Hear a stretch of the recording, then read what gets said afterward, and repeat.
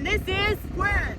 and we hope you enjoy today's episode. Story time. I really went through the school of hard knocks hard. I had no support system to speak of. I had people that said they loved me and that they were there for me, but they were really there for their own purposes. So in this channel, yes, I talk a lot about our boat and how I figure out all the things to do with the boat, but I'm also sharing the greater message of you can figure life out. You can go from survival mode to thriving. There's steps that it takes to get you there, and I've been through a lot of those steps. I wrote out the roadmap, the manual on how to go from survive to thrive, and I can share it with you. There's links in the bio. I'm here to talk with you, and free communications in the comments for now. So if you really want to manifest your dream life, even if it's not on a boat, it's not just manifestation. Manifestation and prayer only get you so far without action. So there are steps to take between going from bare minimum survival mode to a life of thrive, living your dream life. And I can help you close that gap. I went through some really crazy, horrible things, me and my children, in my early adulthood, and we got out of that. Now we're living our dream life, and we're about ready to sail around the world, and I'm taking you with me. So let's get back to your regularly scheduled programming of you seeing us live our life on the boat, but understand that I didn't get here because of a trust fund. I didn't get here because I got lucky. I got here by working really, really hard. And I can help steer you the right direction so you don't have to do it alone. The bugs are trying to get in. Oh, this is what it's like out here today. And I know the camera never does the waves justice at all, but we're rocking and rolling today. Yep, I'm not going up there today.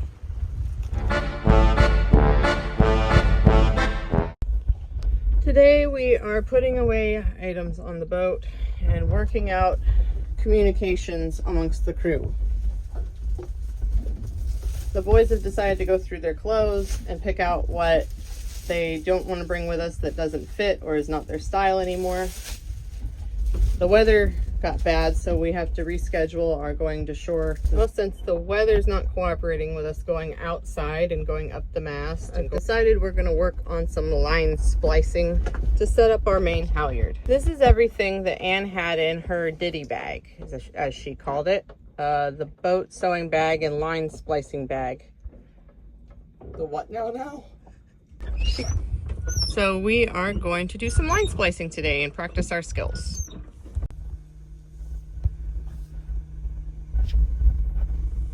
Hey! Felony. Tell me what you're doing. I don't really know. It's pulling the inner threads out through the woven outer layer. Correction, I am no longer doing that. You got them all? Yeah. All right, now you wait for the rest of the class to catch up. Quinn is working on getting his inner threads to come through the weaving. There's nothing in there. What are you doing? I'm making an eyelid for the main halyard. Yeah. Ooh, I got it. No. Get this in here, see?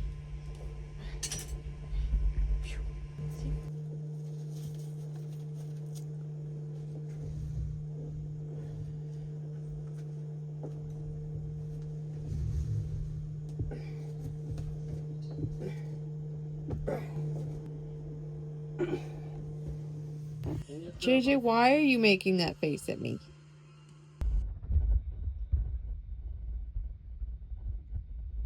Hey, baby Farah.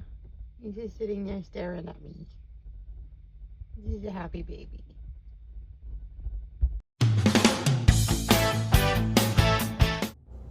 I took the boys to the Kennedy Space Center. We saw a lot about rockets. They took us on a bus ride through the entire complex, where we got to see thrusters like this and their inner workings. Cheers, Mom. But what did you say before that? It's pretty cool. It's pretty cool. Yay. I'm glad. Oh, look. That's the engine. This is the engine that powers those thrusters. I thought it was pretty cool. This exhibit blasts you with hot steam every half an hour. It's like predict wind, but ginormous. Currents. How cool is that?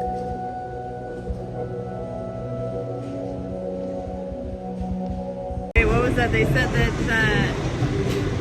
the rope, what is the thing called that moves the rocket? The launch pad? Huh? The trawler. No, the crawl. The crawler gets 33 feet to 1 gallon of diesel. Some of you think that my boat doesn't get very good gas mileage, but 33 feet per gallon. That's what it costs to move rockets from where they're built to the launch pads. And it is the amazing 1 mile an hour at its max speed with the rocket. Wow. This is pretty cool. This is the actual room where they used to monitor Efficiency on sky. The engines are armed. 4, 3.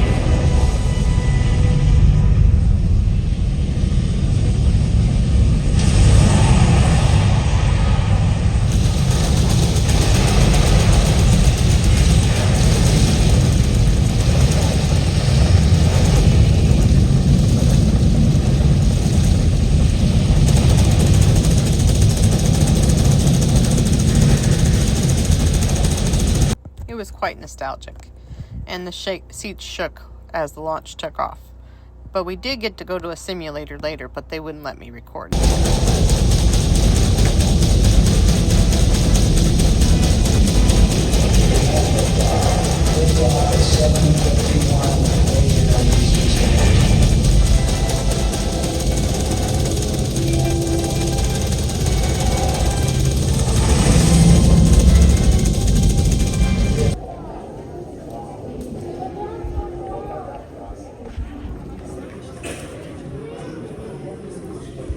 We got to see an actual life-size model of one of the Apollo rockets. It was massive. I'd say it's bigger than a football field. It's just absolutely huge. And Look it was at that. So cool to Let's see go, the boys boys. marvel over all the displays. Look at that. It was a homeschool moment. I had a moment watching them. Pure curiosity and enjoyment. They both love rocketry and are fascinated by what it entails. Stage, second stage, third stage, fourth stage.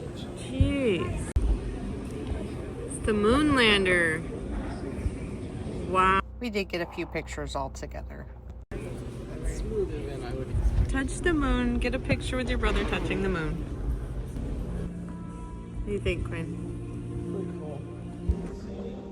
Spacesuits.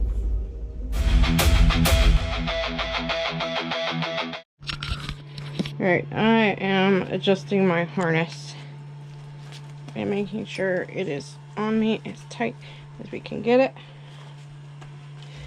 I tried using my craptastic little microphones I got off a TikTok shop a long time ago. They failed us. So here we go. I am preparing to go up the mast. Right here in this clip, I'm tying Zephyr, I don't think your mic tools works well. Yeah, it's your and mic this over bucket here. of supplies off to myself. Getting in the bosun chair. Yep. I'm gonna go up. We did a little better filming this round, but filming while working is still a work in progress. Okay. Put it back on.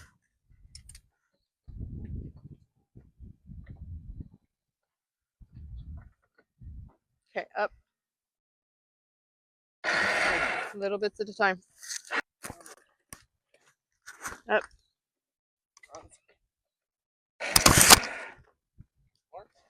Up.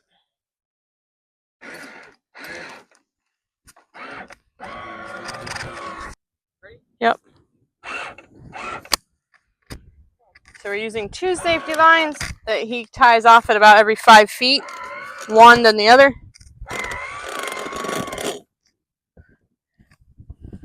Go ahead.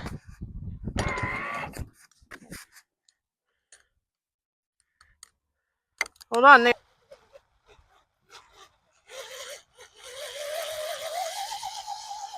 You can see the wakes coming towards me. Huh? It's a love bug apocalypse. Love bug apocalypse. Alright. It's just, it starts here and it goes down to there.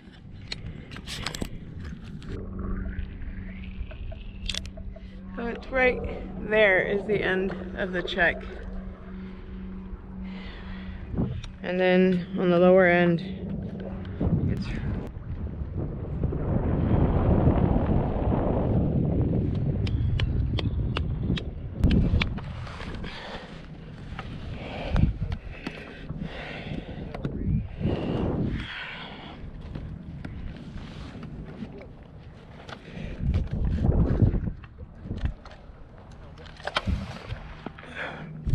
all right. That is the masthead I am working with to attach my mast light to. Alright. 3, 2, 1, going down. Okay, slow and steady.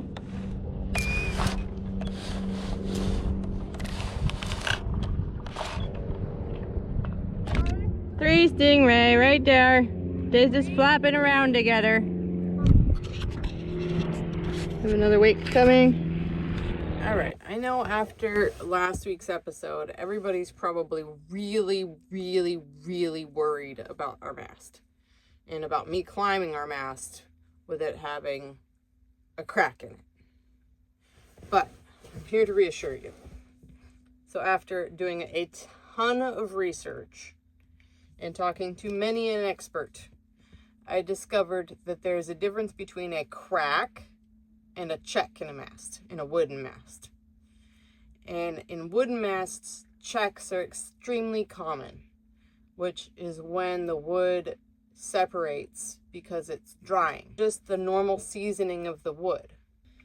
The main mast is original. It is a Douglas fir tree. And they coated it in fiberglass to protect it from the straps that are on our junk rig sail. I understand why they did it. It's not really how people do things now, but in the 70s it was really common to do something like that to lower the amount of maintenance on a wooden mast. What you're seeing in this video is a crack in the fiberglass, and then in the darkness of that crack in the fiberglass, you could see the check if my lighting and the little bit of a gap that is the check is so thin you could not get a playing card in it. To reassure you, it's not that big. And the main thing with a check is to fill it with something that's going to protect it from the weather. Experts in the field had expressed concern that if it had been cracked for a while, water might have gotten in over the years and caused rot. So they recommended that I either cut or drill a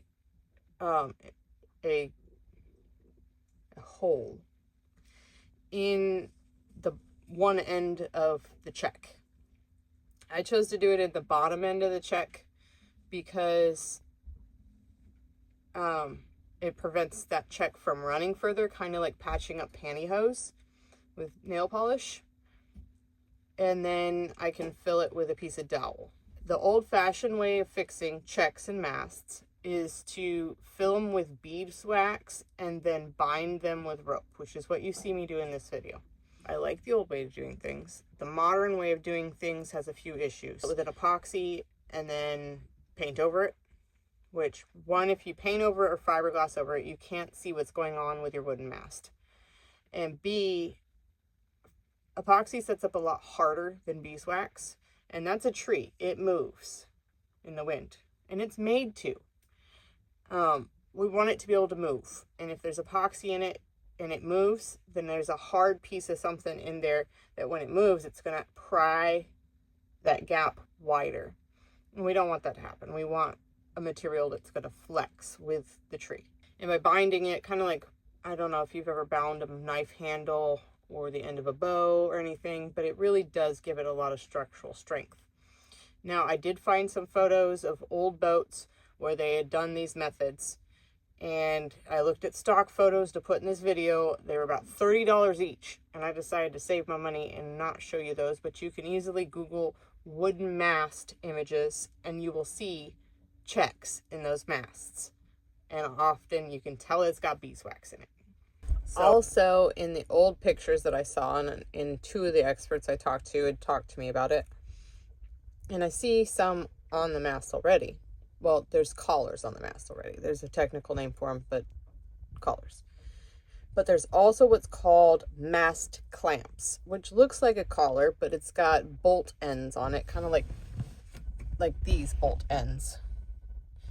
But it literally goes around the mast and clamps it down after you've made your repair, just to help hold everything together. Now, a check is not superstructurally an issue unless it gets water in it. But like I said, I checked and our mast is solid, not rotten. We're good to go. So I beeswaxed this check and I bound it, but for now we're good to go. All right, well, that's all for this week. So if you like this content and you want to see more of us figuring out how to live our dream life one moment at a time and see us sail around the world, consider clicking the buttons. And if you want a more up close and personal look, you can go to our Patreon and subscribe. Become a member. It's raining. It's raining. Splash the like button, and we hope you have a best day ever.